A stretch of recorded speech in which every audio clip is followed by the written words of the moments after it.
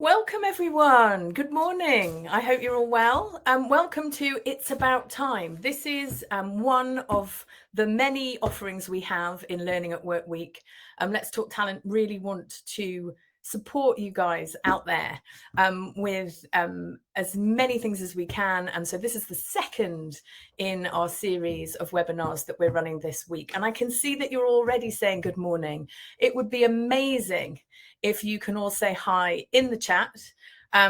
Maybe tell us who you are, where you work, because that's always really super interesting, I know, for us, but also for everybody else on the webinar. So say hello in the chat. Tell us where you are, where you work, what you do, helps us tailor the content too. So I'll do a bit of an intro while you all do that. I am Catherine Wilson. I'm a senior consultant with Let's Talk Talent, and we'll be running It's About Time with you today. We've got about an hour. At the end, I will be giving you a number of offerings and an offer of some time with me if you want to follow up on anything that we cover in more depth. We're going to do a whistle-stop tour of time management and then focus in on delegation. So if there's anything that you want to discuss in more detail that I cover, then by all means, I will be offering some time at the end. I can see that there are people from all over the country and lots of different roles and different organizations in there as well. Brilliant. Thank you all for popping that in the chat.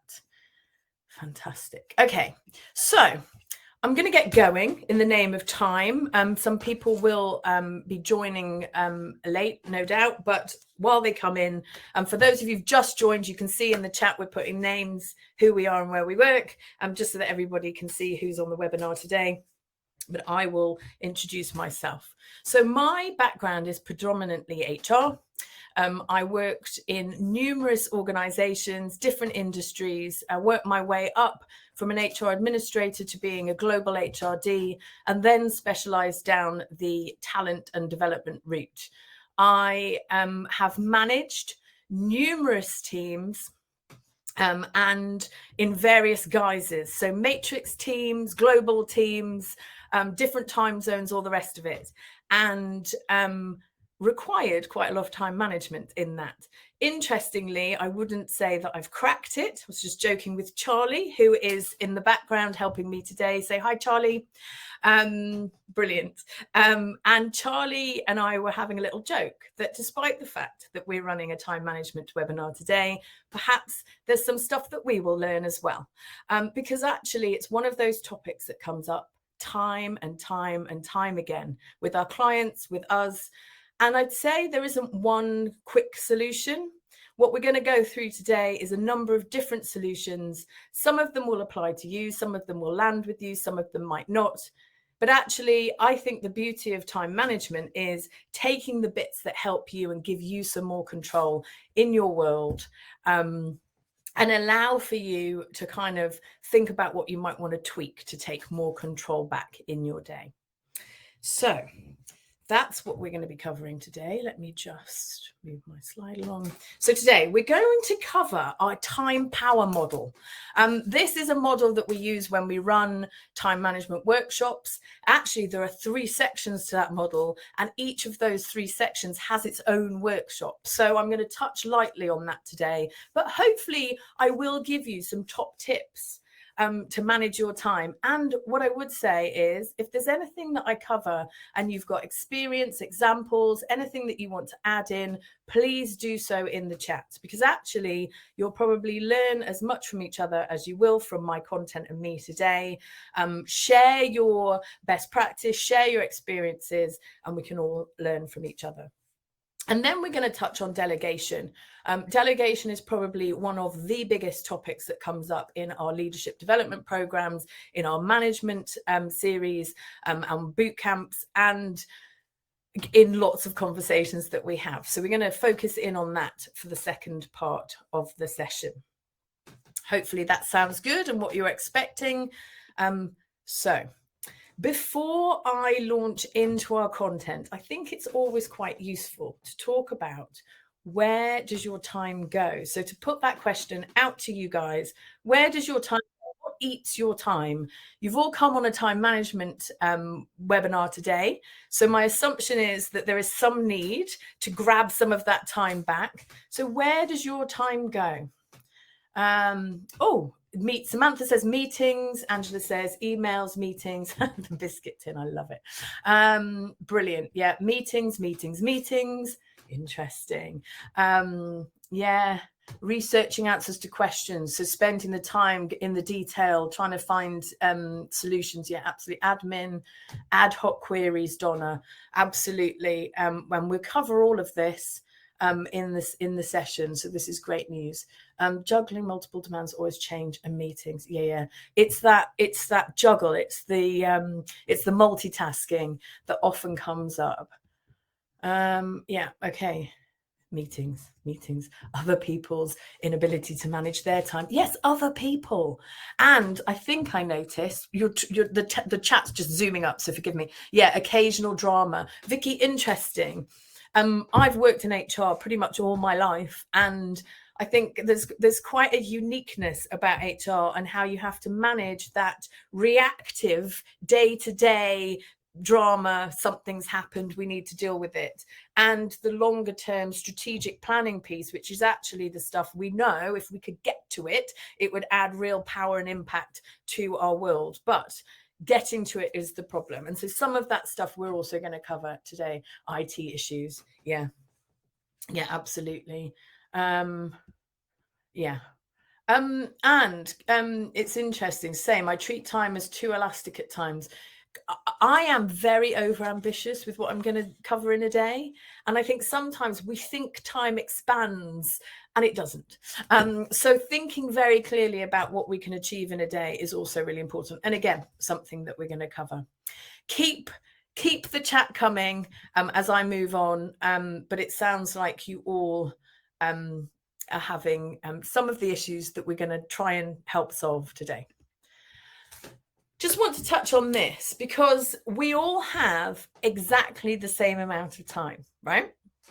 We all have the same number of hours in a day. But some people seem to be able to use their time in a much more productive and effective way. And why is that? So I'm going to pop an article, Forbes article, in the chat, or Charlie is, and because I can't go into all the details today, although we do touch on some of the solutions in the webinar. But what I thought was really interesting about this article was that the people, and these were like really productive entrepreneurs, CEOs, people that you would have identified as really good time managers.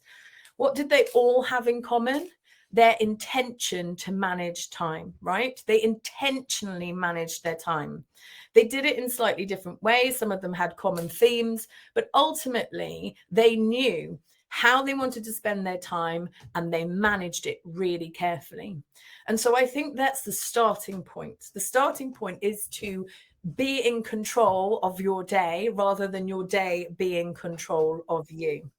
And I think sometimes that's easier said than done, and we'll give you some tools and tips to help you along the way. But I think that's the first point of call, right? Thinking about how you want to spend your time, not how other people want you to spend your time, and really taking the ownership and power of that.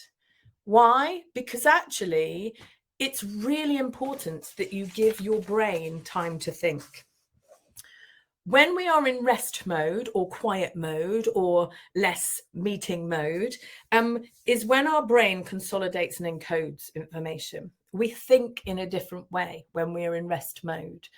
And if we don't allow our brains that space and time to be able to do that, we will miss some things, right? We might not make the connections or see the patterns. We might not come up with the solutions that we might do if we give our brains that space. Giving our brains this space gives us insights and ideas, and it may well save us time in the long run, right? Because I can tell you sometimes when I'm flitting around and running around in a bit of a panic, the solutions aren't there, and I might duplicate, I might miss something, I might make mistakes.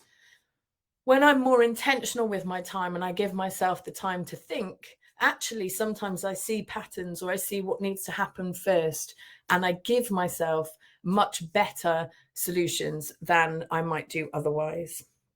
I cannot tell you how many times I've had a eureka moment when I'm gardening or walking the dog, because my brain is processing. Our brains aren't stopping, but we're giving it the opportunity to think differently. So just a slight reminder that actually it is important to stop and think.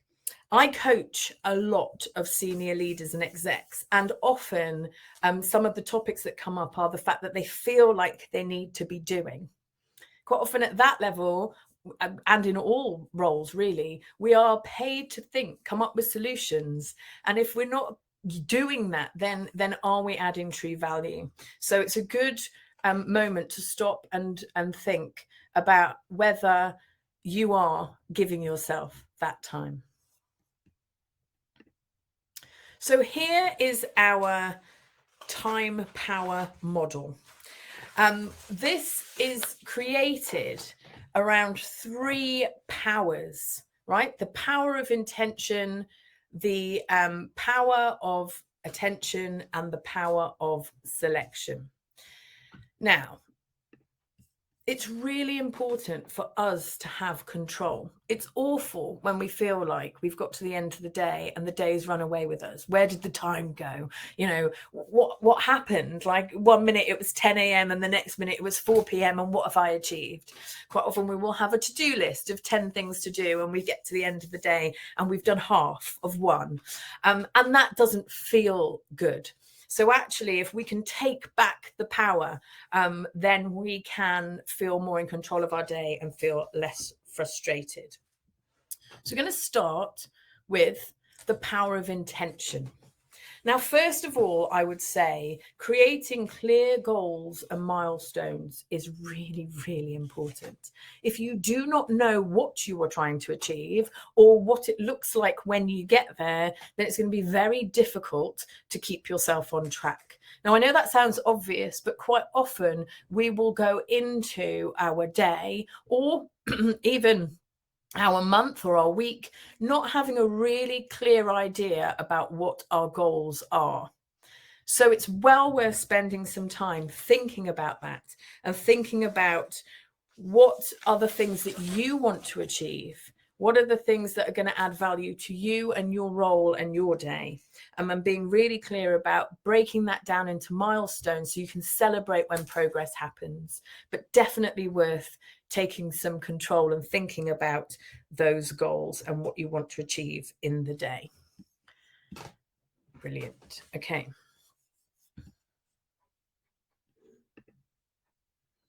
So how do you do that? These are just some top tips, but I think it's really important to think about that, right? When you go into your day, think about what your aim is. What does success look like? What is it that you want to have achieved by the end of the day?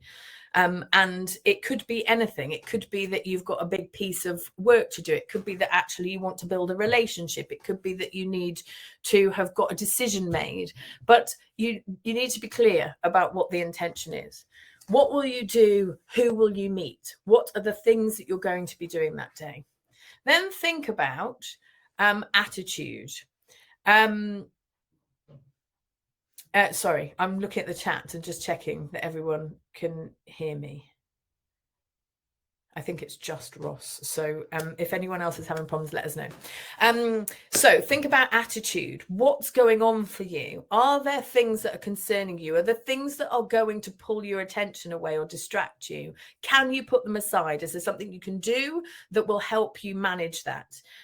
You know, can you car park it? Can you write it down? Can you add it as an action for tomorrow? Can you deal with it up front so that it's not going to distract you for the rest of the day? Think about what you need to focus on. What do you need to look out for? What are the things that might be key in achieving this thing? What might you need to look out for? Always have at least one most important thing, one MIT. You might have more than one. I wouldn't have more than three, but have at least one most important thing, something that has to be done today, and do it early, because you don't know, especially in our roles, what's going to be thrown at us and what's going to distract us. So if it's your most important thing, give it the focus and do it early. And then finally, have a deadline, right? Schedule it, wrap up beforehand. And what by that, what I mean is know when you're going to finish your day and build in some time, if possible, before that, so that you can do your wrap up. And that might be writing down the things that you didn't get to. It might be the things that you need to do tomorrow. It might be a summary so that you don't forget. I know I need to do that. But it's intentionally finishing the day. I know when I used to go into London on my commute daily, that train journey weirdly was for me that piece, right? It was my transition from work to home or home to work. And I used to do my wrap up. What's my MIT for tomorrow? Now I don't have that much anymore sometimes, but actually I still build in 10 minutes. That's all you need to do. But it wraps up the day, it closes it down, and it psychologically tells you, I have finished. I'm going to close my laptop. Because quite often, especially in this hybrid world, we might be working and cooking and doing the kids' homework. And actually, is that, and we're going to come to that in a minute, but is that any good? So let's think about how we can draw those boundary lines and make sure that we can close the day down. One thing that I also quite often cover in this topic is procrastination. Now, procrastination can come about if we don't have those clear goals that we talked about, but it is also much more complex than that, and actually is much more about our feelings about our own performance levels, etc. I don't have time to go into that in detail today, but what I will do is get Charlie, I hope, to put a link into the chat, which is a YouTube video. Adam Grant, who I absolutely adore, talking with Margaret Atwood, who I also absolutely adore. And they talk about procrastination, and they go into some detail around what goes on there. So if you're interested and you think that's one of your time stealers, then by all means, have a look at that later. Yes, Angela's put eat your frogs. That helps me stop procrastination. Absolutely. I love that one too. Thank you for sharing, Angela. That's brilliant. Okay, so done the power of intention. Let's talk about the power of attention. Focus is so important. It's really important. Anyone guess what this picture is of? Anyone? Yeah, some might say pizza. It's a burnt pizza. This is the result of me cooking dinner while editing a report and supervising homework and not doing any of them particularly well. Yes, Steve says it was my tea last night. It's amazing how often you can burn a pizza. But this is what happens when you try to multitask, when you don't give a task your full attention. And why? Interestingly, Microsoft did a research project not very long ago where they looked at their employees and saw what happened when they were interrupted. And they worked out that it took about 15 minutes for an employee to get back to the piece of work that they were doing and to get their mind back into full attention on the piece of work that they were doing if they got disturbed by an email. So they didn't even have to read the email or reply to the email. But if an email popped up, it distracts you. And then it took them 15 minutes to get back on track, which I think about it actually isn't that surprising. We do a lot of WhatsApp messaging at LTT, and quite often a WhatsApp message will pop up and I'll be working away and I'll get distracted. I might not reply to it. It might not even be something that's hugely important, but I definitely take a decent amount of time to get back into proper thinking mode. And why? Because we don't actually multitask. We think we do, but actually what our brain is doing is switching from one task to another. And so when we're multitasking, our brain is moving around way more than if we focus in on one task. And that eats energy, it eats concentration. It's where we burn the pizza because we make mistakes and we're getting pulled from pillar to post. Multitasking can work where you're doing something really mundane and regular and that your body almost can do it on automatic pilot. But as soon as you put two complex actions together, your brain is now moving between different actions, and it is using up all its energy. So in order to really focus and to get things done, do one thing at a time, do it well, give it your full attention, and then move on. Okay. Yes, Elise says she muted the company WhatsApp group. Yeah, because you can. And also, I mean, I don't know if you have children. I have 2 kids, and I will often be chatting away to them, and something will ping up on my phone, and I'm not reading it, but it will then make me go, oh, I wonder what that was about. And then I turn back and I realize that I haven't heard what my child's just said to me, which I think is a bit sad. So I think, there are things that you need to do to switch off and give you focus. So absolutely, if you can turn off tech, if you can make sure that something is not in the room with you, as in like, your phone, don't take your phone to bed, all of those things can really help.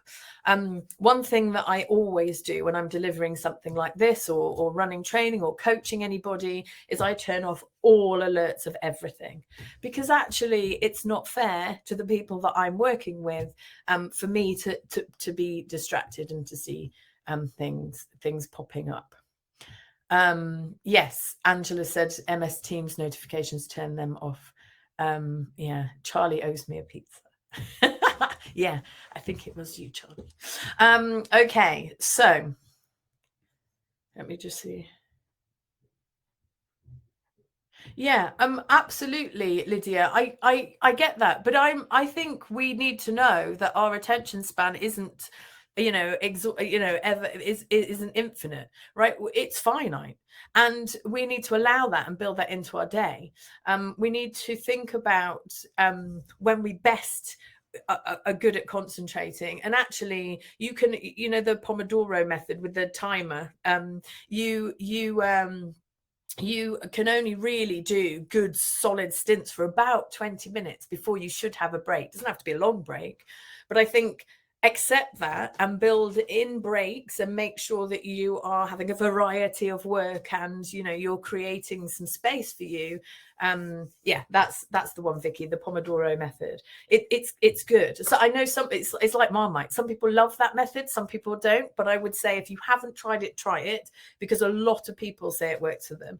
It's about controlling your day and putting timers in and allowing yourself some space and time to have breaks, right? Because that's one of the things that I don't think we necessarily always give ourselves. That piece about staring at your laptop and hoping that you're going to be doing some work, when actually what you really should be doing is going outside and getting some fresh air, and you'll be way more productive when you come back, is something that's quite hard to get your head around. But those people who are hugely productive are doing that type of thing. Right. Brilliant. So final thing I will say on the power of attention is around managing your energy. So we all have different points in the day where we find that we are full of energy and times when we are less so. And you might be a night owl, you might be a morning person, you might find that actually after lunch you have a slump, or mid-morning you're the most creative. Knowing that about yourself is really important, right? So knowing when you do your best work and creating your day around that is quite key, right? Go to your important meetings when you are on it, or do your mundane tasks when you know that perhaps your brain needs some more sort of structured, quiet time. But being clear about that is really important. We have patterns, so we all have our own chronotype, I learned this recently. It's basically your personal circadian rhythm, right? So we all have our own cycles. Interestingly, it runs similarly in families. I didn't know that bit. But it tends to be that you will have more energy at different points in the day. I quite often know if I've got a big piece of design work, I have to block out chunks of time. But I also know that I sort of have my most weird and wonderful ideas in the evening. So I will quite often block some time out just to have a little read in the evening and have a think. So, but that's me. That you need to think about when your energy levels are high and when they're depleted. Anyone know if they're a night owl or a morning person? Pop it in the chat. It's quite interesting to see how different people work. And I guess the key is really just to know that. Yeah, 100% morning person. Yeah, night owl. See? And look, I think really important to know that for yourself. But also really important to know that about the people that you work with. So Joe, who is our founder and MD of LTT, is a morning person. So if you need to get a good meeting in with Joe or you need a decision, book it in for the morning. So also really super helpful if you know other people's rhythms and whether they are night owls. And you know, if you're fortunate enough to have a job where you can carve out the time for yourself, then that works really well. Brilliant, thank you. You can see that there's lots of different people with different circadian rhythms going on. Okay, then sorry, moving on. Selection. So focus on what's important. Sounds obvious, but as you said right at the beginning, we can very often get distracted by all the things and all the demands and all the people around us. Focus in on what's important. Any of you heard of the Pareto's rule? I'm sure you have. It sounds to me like you're quite an informed group. Pareto's rule, and I might be saying that wrong, Pareto's rule says that 80% of your outputs, thank you, Jill, 80-20, 80% of your outputs are driven by 20% of your effort. And it works in a number of different ways. But if you think about it, 80% of your outputs can be driven by 20% of your efforts. And I did a bit of reflection on this one and I thought about it. I thought, yeah, absolutely. I can look back on the last couple of weeks' work that I've done. And actually, the real impactful, big stuff that I've done has probably been driven from the 20% of the effort that I've put in. Now, that doesn't mean that the other time I'm not working or that it's not useful stuff that I'm doing. But when I think about the big impact stuff, it's probably coming from about 20% of my time. So if you can get that in your head and you can look at go back to your goals, what is it that you're trying to achieve? What's really important to you? What's going to add value to your job? What's going to help you move forward? Then make sure that you are spending that time. You might even be able to tweak it so you can give it a bit more focus. Then you're far more likely to have the impact that you want to have. I'm going to touch on saying no very quickly because it is such a fundamental part of time management. I can't go into it in detail because it literally could take a whole hour in itself. But I think we often have, we don't want to say no. We feel like we need to prove ourselves. We feel like we need to be part of a team. We want to be in control and show that we are able. But actually, saying no is fundamental to us being as productive and as efficient and as valuable as we can be. And we can do that in a nice way. Right. So sometimes people just don't want to say no or don't like the conflict or don't want to seem like they're not contributing. But we can, say yes, but, or yes, and I can do it, but I have to do it, in 2 weeks' time. I can do it, but which of my other priorities would you like me to drop? I can do it, but I'm going to need some help. So it's not necessarily no outright. There are times when you need to protect yourself and you do need to say no and you need to be assertive about that.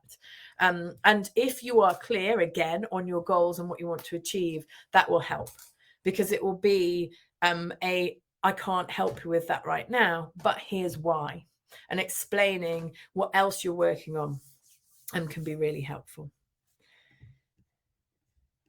Yeah.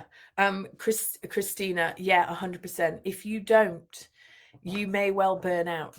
We have to be kind to ourselves and look after ourselves. And that's part of that energy management piece, isn't it?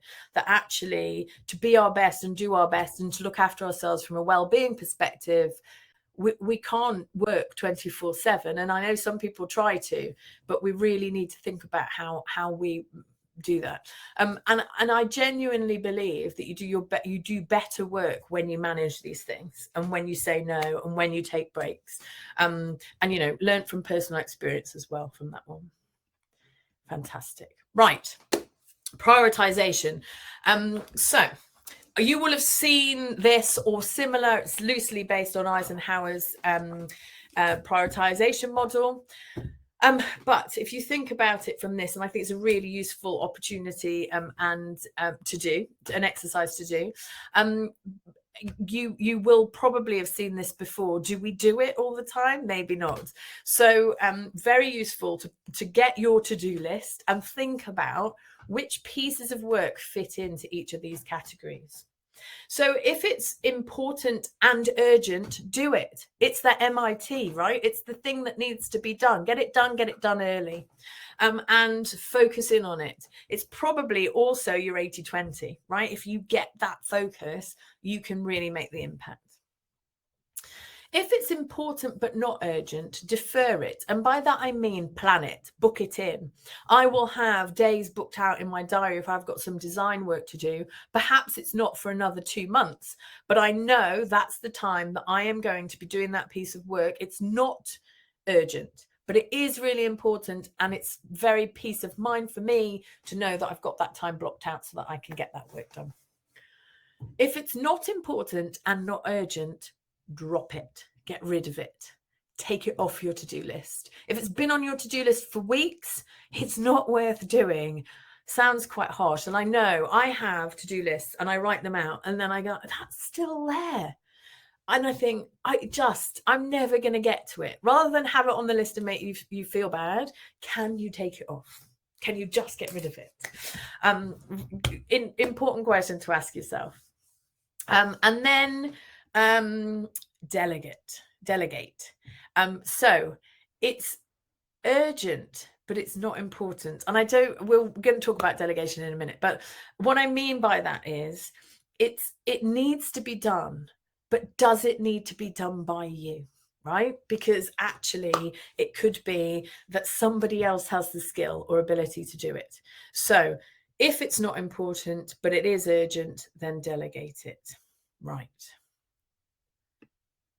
So let's talk about delegation. Why do we delegate? I'll pop it out. I know that lots of people are putting stuff in the chat already, so just pop it in the chat. Why do we delegate?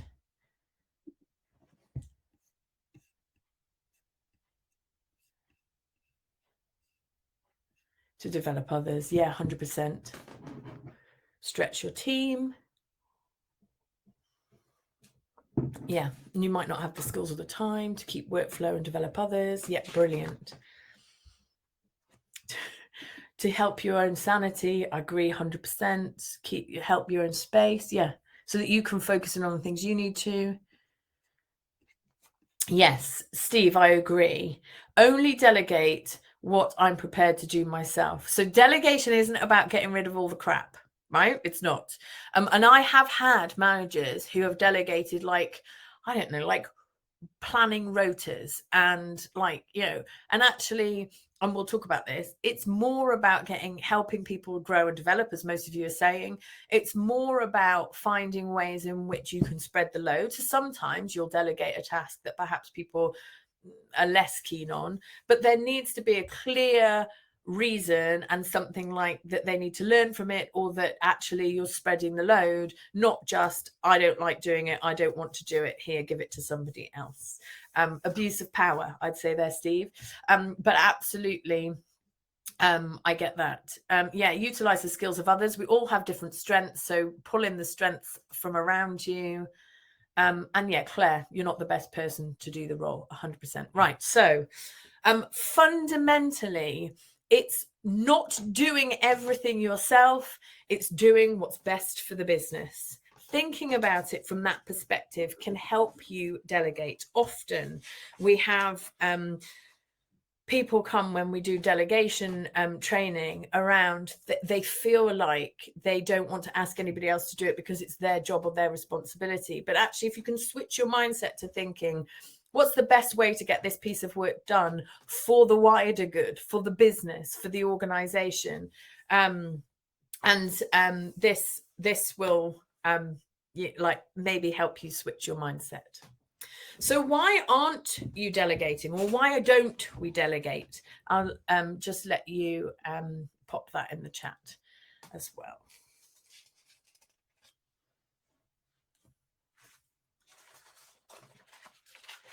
Yeah, Samantha. Yeah, takes time to explain it to others, quicker to do it myself. Don't trust people. Yeah, like they're not going to do it as well as me. Yeah, control. Yeah, perfectionist. Yeah, feel like we have to prove something, scared of losing control. Yeah. Yeah, you might do it quicker this time. But if you can get your people good at this, then they're going to get quicker and you're going to be able to focus in on something else. Yeah, Lisa Maria, don't want to add to their workload. There is sometimes a piece that I don't want to put on somebody else. I don't want to add to their pressure, especially if you're working in a culture where it's high pressure, high workloads, which often we are. You can feel quite bad about giving work. But I think, again, switch that mindset around. What is it that you're doing? You're helping them grow.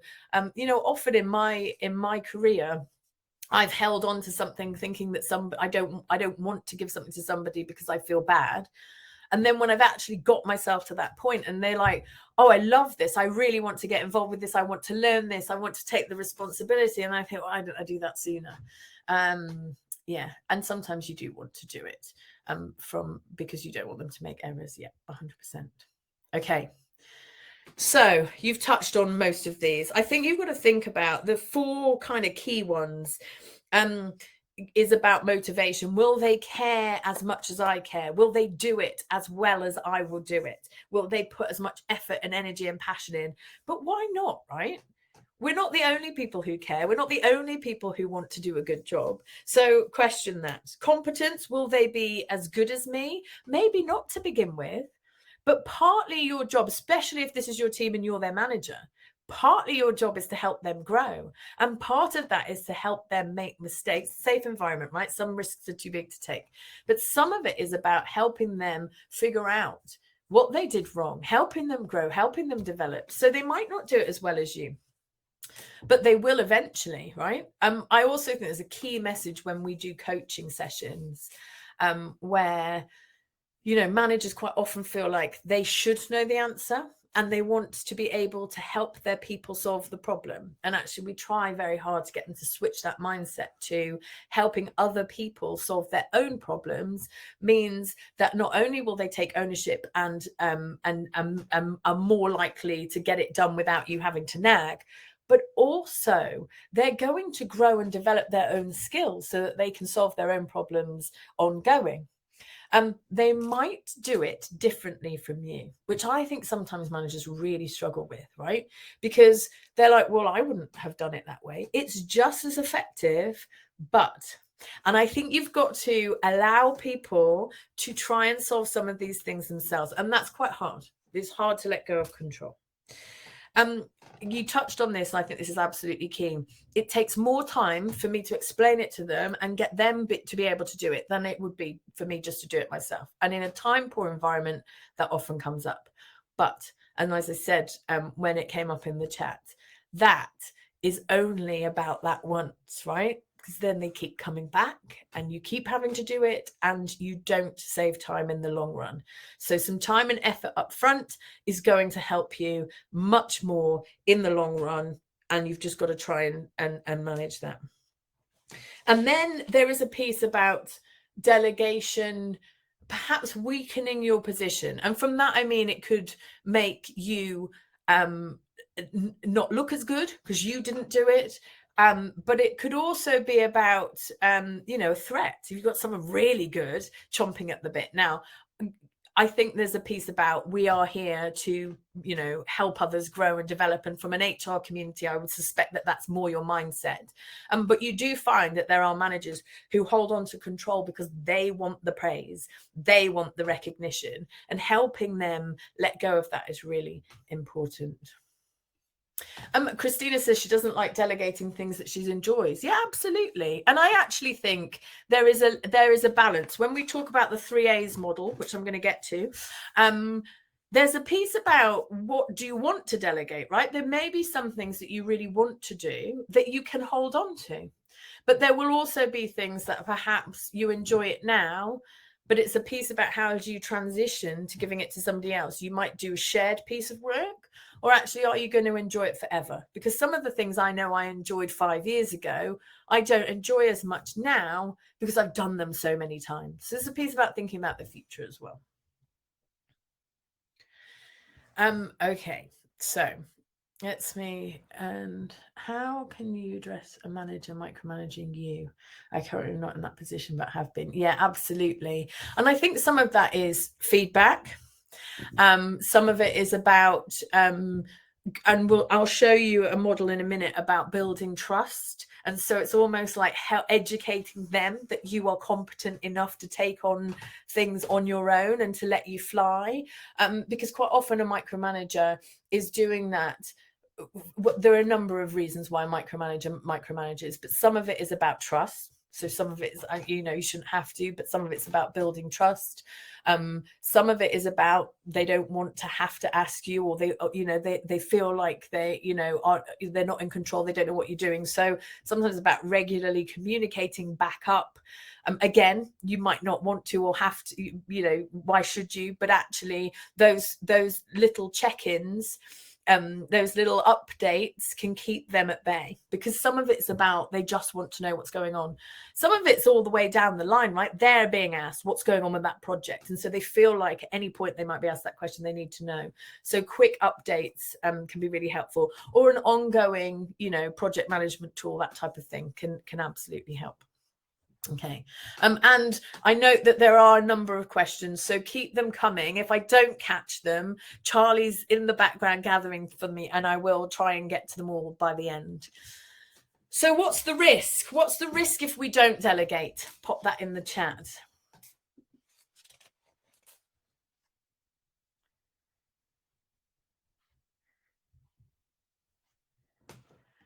Yeah, demotivated team, burnout. Yeah, we get overworked, overload, burnout. Yeah, 100%. Poor quality work. Yeah. Overwhelmed, don't get the tasks done. This is interesting, isn't it? Because I've seen that happen as well. People holding on to stuff, and then actually they're the bottleneck. And the team then get really frustrated. Yeah, single points of failure, absolutely. Yeah, demotivated teams, etc. Absolutely, there's the risk. So burnout, we talked about. Boredom. Actually, our people generally are there to grow, develop, try new things. They like a challenge. If we're not giving it to them, what are they doing? They're probably going, or they're not motivated. They're not maybe performing as well as they could be. Slows things down. Decisions slow down. Solutions slow down. People get stuck. And your team will overall accomplish less. So what are the warning signs? How do we know if we are not delegating, right? What are the warning signs? Or maybe some of our managers, if we're watching and we're thinking, wait a minute, there are clear signs that delegation is not going on. Any thoughts? What do you see when someone's not delegating? Yeah, really, yeah, bad communication, me and panic, yeah, bottlenecks, 100%, long hours, yeah, less time for people management, yeah, 100%. So if you are not delegating some things, then you're not spending the time on the other things that might add more value. People go quiet, people don't trust, deadlines are missed, 100%. Yeah, keep them coming. Yeah. Okay, so if you are spending time on low-level activities that can be delegated, you're probably not spending time on what you need to be spending time on. activities outside your sweet spot. Yeah, in areas that are not your strengths. So think about, forgive me, I can't remember who it said it, but the stuff that you really enjoy, the stuff that you're really good at, that's the stuff you should be spending, or the stuff that you want to learn and develop, the challenge to you. If you're not spending time on that, then you're probably not utilizing your strengths. You're probably not utilizing your team's strengths either. Really key to know what your team's strengths are and pull on those. Are you spending time on team management and development? Someone's just said that you're spending less time on people management than you are on, have lots of conversations with managers who are very task focused, and actually switch that round. Should they be being people focused and thinking about longer term pieces and actually the levers that they can be pulling? And then, are you spending time on high value activities such as client strategy and planning? Yeah. And if we think back to controlling the day, and actually how you can really make sure that you're doing those most important things, actually some of this needs to be delegated off. And it's not just to get rid of the stuff you don't want to do, it's making sure that the team are thriving too. So I would like for you to think back over the last week. You can have a bit longer if you need, and think about one thing that perhaps you could have delegated that you didn't. You don't need to share it in the chat. If you want to share it in the chat, please do. But there will probably be something that you could have perhaps delegated that you didn't. I just want to think about that for a second, because it's quite helpful sometimes to think that through. And at this point, quite often people will say, well, I don't have a team. I don't have people who I can directly delegate to from a position of authority. I don't think you need to. Lots of delegation happens across peers. It happens upwardly. It can happen with people that who don't work for you, but you work with in a matrix type style. And often that's about building relationships, understanding strengths, understanding what people have to offer, and thinking about what will help them thrive as well. I know in our community at LTT, everybody has a different strength and also a different passion. So I might get a piece of work that I think, well, actually, I think so-and-so would do far better at that than me, but also would love to do that way more than I would. And that's where delegation comes. They don't work for me. I might ask them permission and see if they want to do it or they have the capacity, but it's still, in my mind, delegation of a kind. Yeah, absolutely. So you are saying basic admin, including meeting invite letters. Yeah, printing. Yeah, 100%. Filling in KPI. The team would open the spreadsheet themselves. Yes. And there are clever ways that you start thinking about efficiencies, right? So it could be, though, actually, I could have delegated that. I can't do it in the way that currently is done. Let's think about how we could do that a little bit differently. And you could even delegate that to the team, right? Or to someone in the team, thinking about how could we do this differently? I want to be able for you guys to do it for yourselves. How might that happen? And help get them to solve this problem for you. Really helpful to think about the opportunities for delegation and to regularly visit that, right? What could I be delegating that I'm not right now? Things I don't think you should be delegating.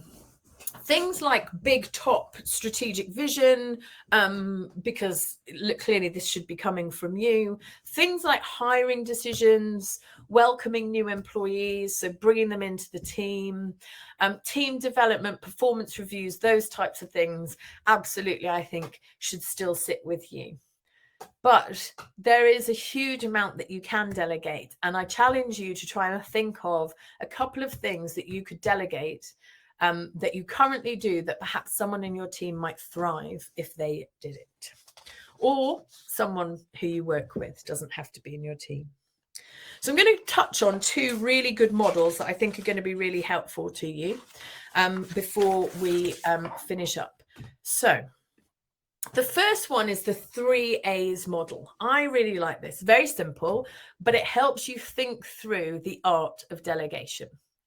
So the first A is around awareness, understanding yourself. So talk about this, right? What do you love to do? What are your strengths? Where do you add value? What is it that you want to be working on? But also, what's your challenge, right? What pushes you? What helps you grow? Where do you want to develop? And then you can start to think about which of the tasks you need to focus on, but also which of the tasks that other people could focus on. So that's the first A. The second A is about understanding the delegate arrangement. And from that, we mean thinking about the relationship with them, what their strengths are, what their experience is. So how competent are they? How confident are they? Think about their development needs. So that would be in conjunction with them, right? Really understanding through conversation, what is it that they want to do? What is it that they want to go? Where's their career going? What exposure do they need? What support do they need? If you really understand that around the person or people that you're trying to delegate to, you will make sure that the right stuff goes to the right people, and actually that they will be really open to that. There will be things that perhaps they don't want as much, but you can balance that, right? So actually here, here's how you're going to grow and develop in this role. And the third A is about adaptation. So thinking about the task, right? How big is the task? How long will it take? What's the value of the task? What's the importance? What's the risk if it goes wrong? What's the complexity? Is it one person? Is it multiple people who need to take on this task? What's your involvement? So it could be that you give the task, but then you want regular check-ins. My next model is going to help you with that. But thinking about that. So if you can think about your delegation from the 3 A's different points of view, you start to make sure that the pieces of work that you've got that you might be thinking about delegating out go to the right people, that you give the right instruction, and that actually they are definitely the things that you shouldn't or don't want to be working on. Yeah.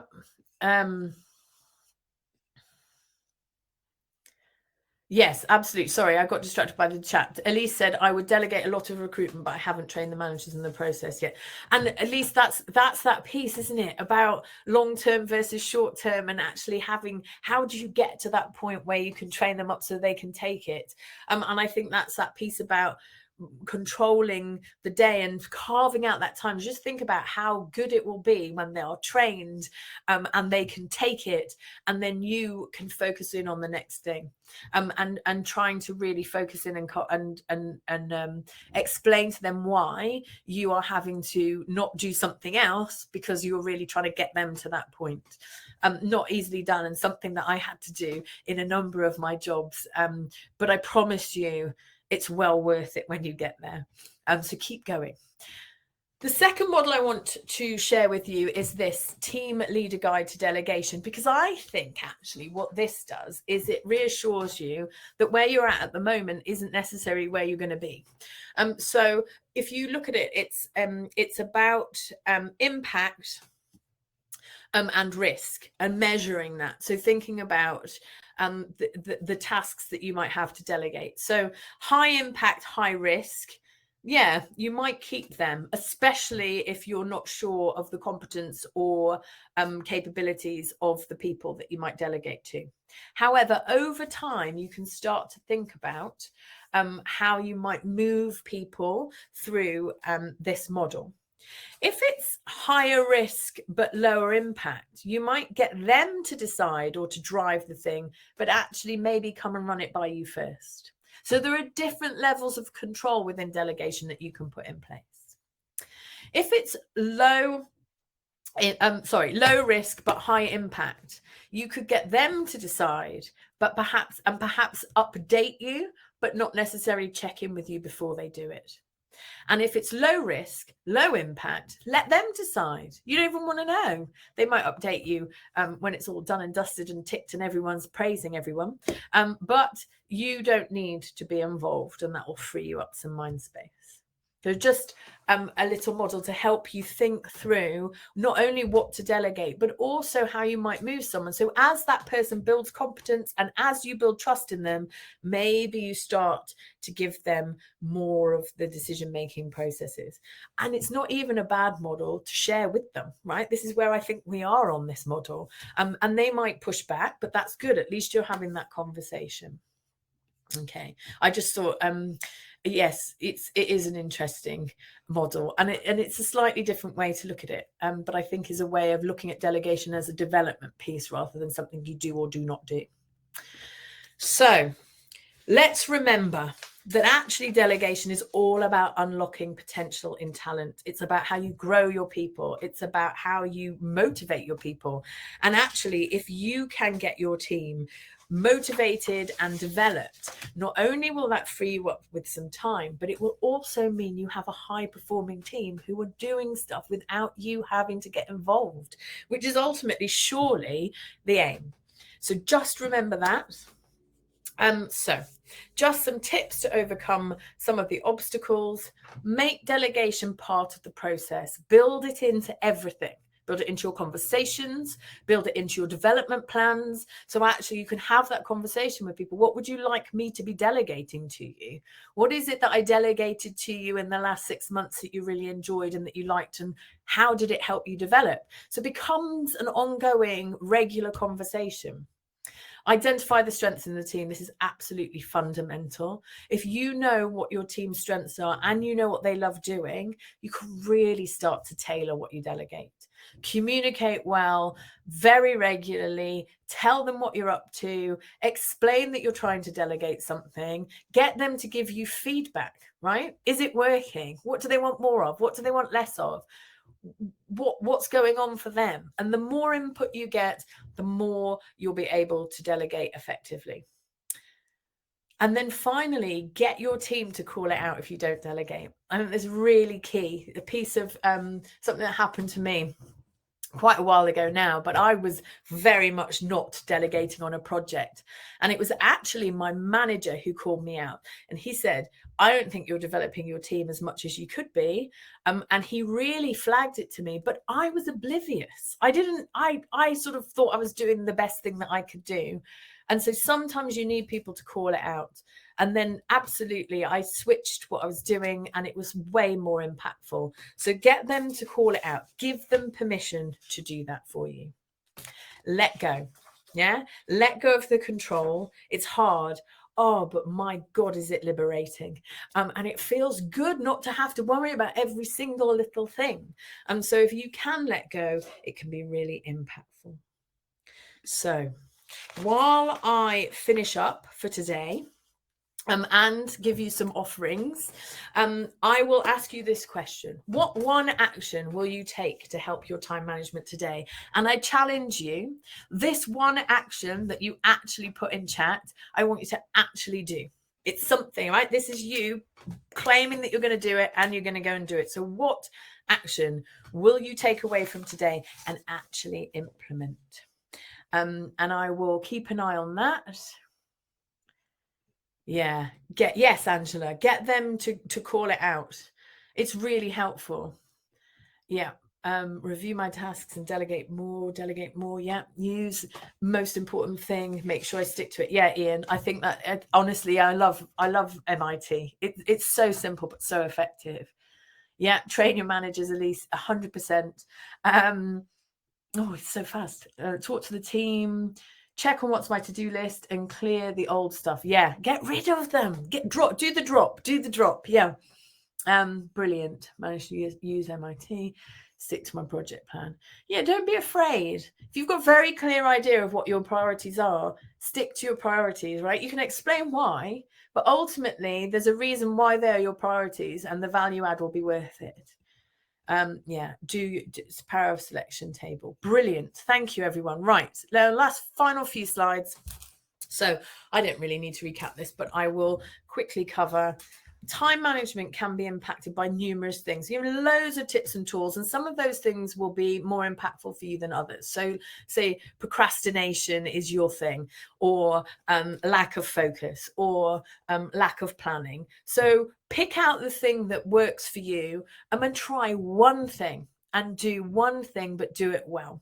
And then you can build on it. So just pick one thing from today and implement it and see whether that works, and you can build. Consider why you should delegate, because I think if you can shift your mindset, then it will come more easily. Understand what's getting in the way for you. There are lots of things, but think about what it is for you. Think about the 3 A's of delegation. So how you plan and make sure that that delegation works. And don't put it off. Start now and make it a habit. Okay, so quick offerings. I'm conscious of time. First of all, we run some brilliant people management boot camps. They are run for teams of managers in cohorts. We have numerous different content that gets built into that, so we can make sure it's bespoke and fit for purpose for you guys. Some of it's the time management, but we also do courageous conversations, which actually we're running as a webinar later in the week, and all sorts of other things, hybrid working. We do all sorts of communication modules, understanding yourself and others, which we're also running this week in our offering of Learning at Work Week. So if you think your managers might need any help with any of these topics, come and talk to us about the boot camps that we run, because they're really impactful and we get brilliant feedback from them. These are the webinars that I mentioned. So courageous mindset, how mindfulness can help with well-being at work, understanding self and others, how career planning helps you retain great people, and how to motivate teams. All of these are free. All of them are running either this week or over the next few weeks.